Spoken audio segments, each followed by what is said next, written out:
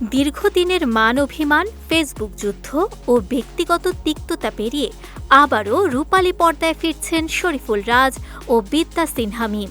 একসময় রাজের প্রাক্তন স্ত্রী পরিমণির তীব্র আপত্তি ও ঘর ভাঙার আশঙ্কার কারণে যে জুটির পথচলা থেমে গিয়েছিল, সব বাধা পেরিয়ে সেই আলোচিত জুটি ফের বড় পর্দায় একসঙ্গে কাজ করতে যাচ্ছে।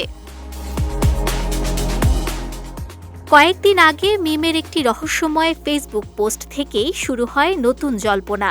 পেছন ফিরে দাঁড়িয়ে থাকা এক অভিনেতার ছবি দিয়ে তিনি লিখেন, অনুমান করুন তো আমার নতুন নায়ককে। এই প্রশ্ন ঘিরেই ভক্তদের মধ্যে শুরু হয় নানা আলোচনা।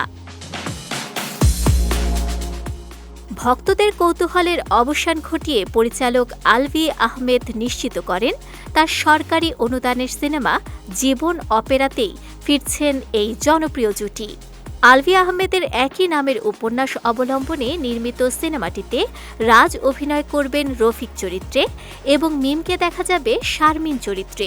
2026-এর ঈদ উল ফিতরের পরপরই এপ্রিল মাসে ছবিটির শুটিং শুরু হওয়ার কথা রয়েছে। এর আগে পরাণ ও দামাল সিনেমার সাফল্যের সময় রাজ মিম জুটিকে নিয়ে ঢালিউডে তুমুল আলোচনা তৈরি হয়। সে সময় পারিবারিক দ্বন্দ্ব ও সামাজিক যোগাযোগ মাধ্যমের পাল্টাপাল্টি মন্তব্যে এই জুটি ভেঙে যায়। তবে 2023 সালের শেষ দিকে রাজের বিচ্ছেদের পর বদলে যায় পরিস্থিতি।